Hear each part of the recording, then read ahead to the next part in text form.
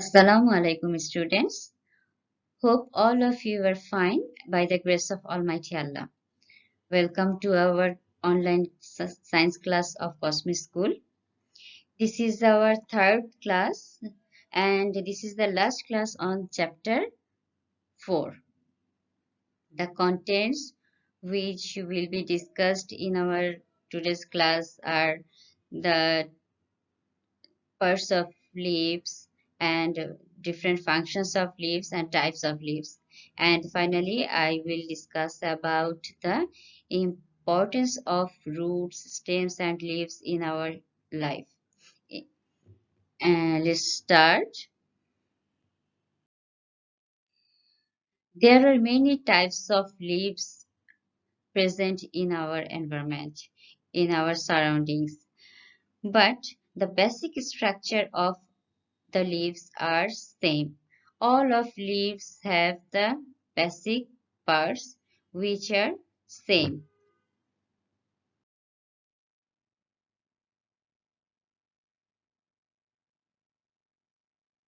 What is leaf? The laterally flat shaped organ originated from the node of the stem or its branches is called leaf. Usually leaf is flat and green, and the green color of leaf is due to the presence of a very special pigment which is called chlorophyll. And the different parts of an ideal leaf is are the apex, and this is the margin, these veins, midribs, leaf base, petiole and stipules. And now I will discuss about the parts of leaf one by one. Leaf base. At first, leaf base. This is this point is called leaf base. This is the point at which the whole leaf blade is attached to the petiole. And then stipule. Stipules are leaf-like structure. Leaf-like structure arises from the side of the node. From this leaf node, this structure, leaf-like structure is arised, and which is called stipule.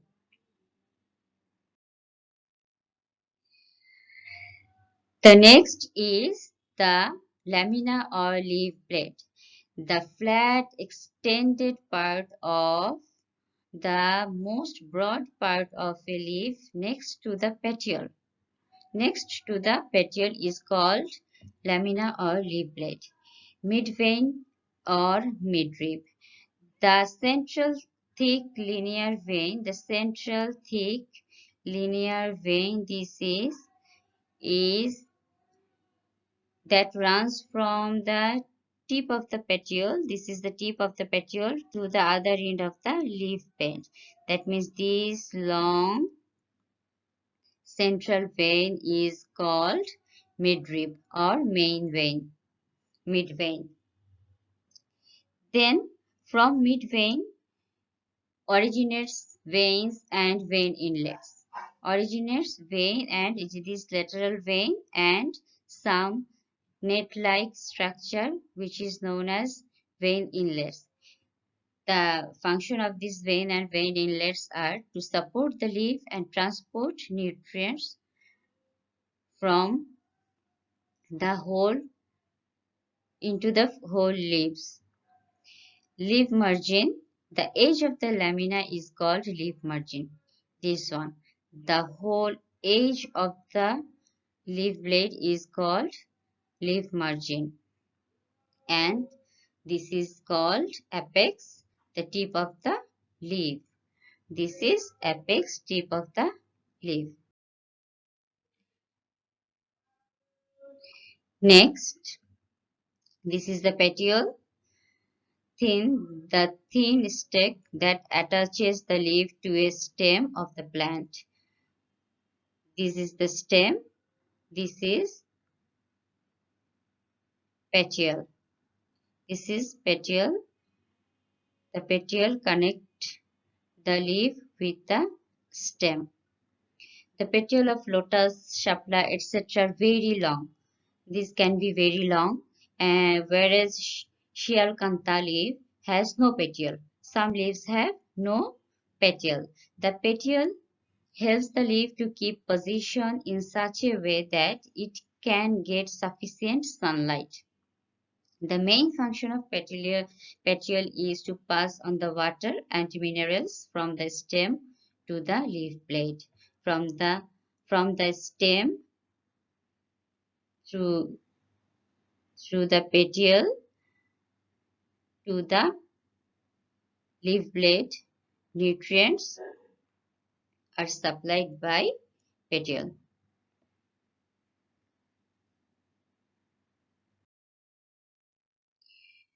Let's talk about the function of leaf. The main function of leaf is to produce food, and this food is produced by a very special method, which is called photosynthesis. And for this photosynthesis, carbon dioxide comes from air and water comes from soil by the root through stem to leaf. And here in leaf, chlorophyll is present.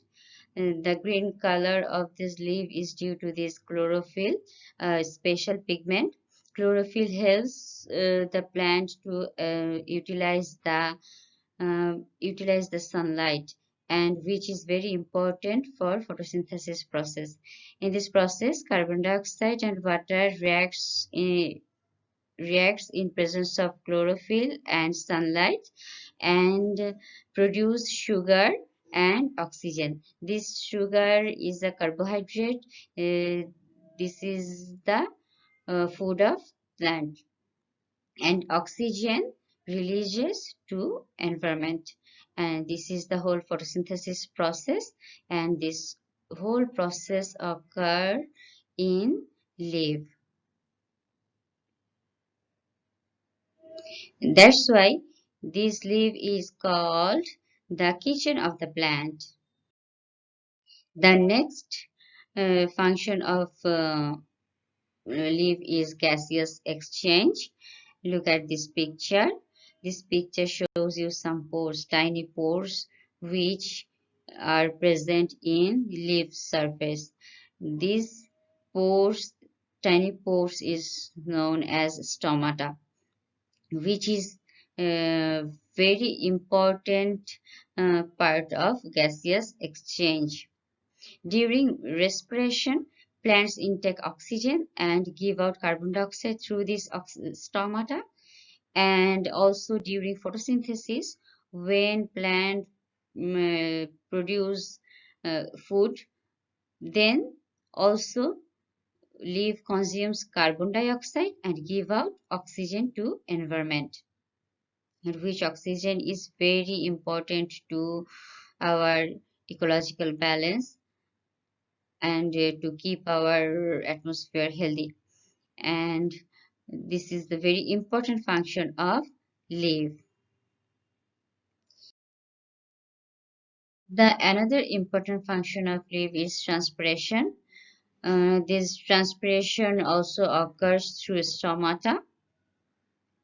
In this, plant absorbs excess water from soil by root, and leaves help to release the excess water in the form of vapor through stomata into the environment. That means leaves helps to transport of water, and this transpiration process also helps to uh, upward pull of water. By this, the upward pull of water caused, and through transpiration, plants gets cool down. Now I will discuss about the types of leaves. According to the morphology, leaves can be classified into two types. One is simple leaf and another is compound leaf.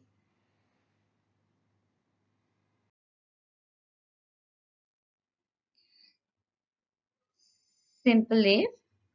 A simple leaf has a single lamina or blade. The edge of a simple leaf is either totally unbroken or lobed. Look at the left picture. This is a simple leaf with unlobed margin, unlobed lamina. Uh, the entire portion is unbroken. The margin of this is leaves also unlobed and unbroken. And the example of these unlobed simple leaves are jackfruit leaves, mango leaves, etc. Next, another type is uh, lobed simple leaf, which in that case the lamina can be moderately incised or lobed. And the lamina cut to any depth but do not touch the midrib. This is the midrib. Look at this picture, students. You can see here inside these lobes do not touch the midrib. That's why it's called simple leaf, but they are lobed.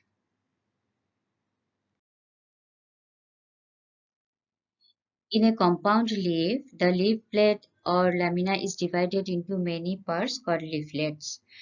These each piece is called leaflets. Leaflets differ from a leaf by not having an auxiliary bud. In that points, students look at these points, the joining points.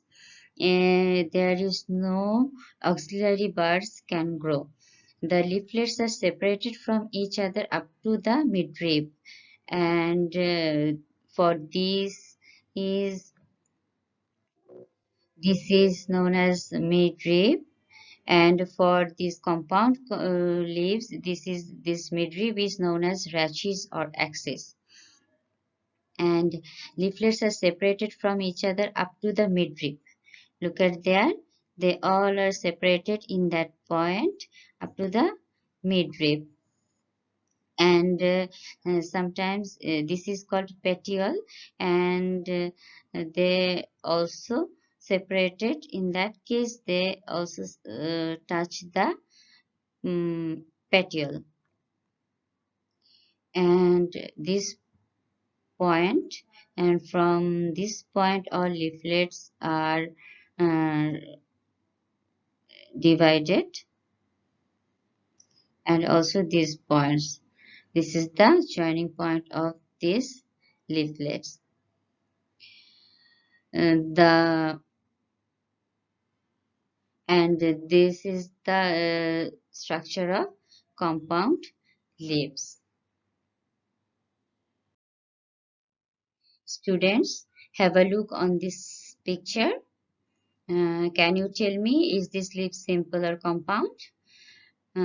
For this leaf, these small leaf-like structures are leaflets, and that's why these lines are not the main vein.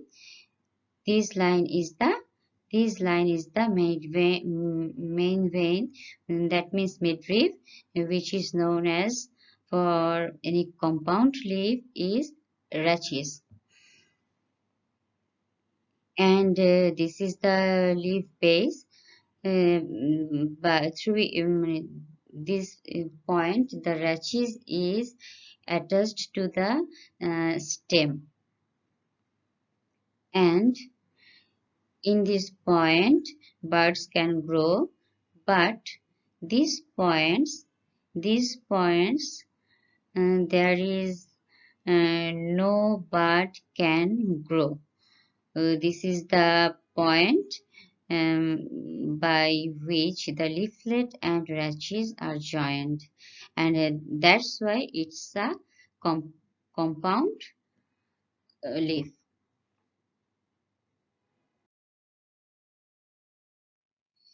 According to the arrangement of the leaflets, compound leaves generally come into two patterns. One is pinnate compound leaf and another is palmate compound leaf.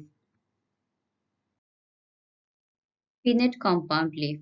All the leaflets are arranged when all the leaflets are arranged on a common axis or rachis is called pinnate compound leaf. Look at these pictures, students. This is the rose leaf. This is tamarind leaf, and this is moringa or shajna. We call shajna leaves. All these are pinnate compound leaf. Look at their arrangement, and these are rachis or midrib, and all the leaflets. This entire portion is one leaflet. This is important. You have to identify this. These all small leaflets make another leaflet. Okay, all these leaflets are arranged to the common axis, which is rachis. From the rachis, all leaflets are originated and divided. That's why these are called pinnate compound leaf.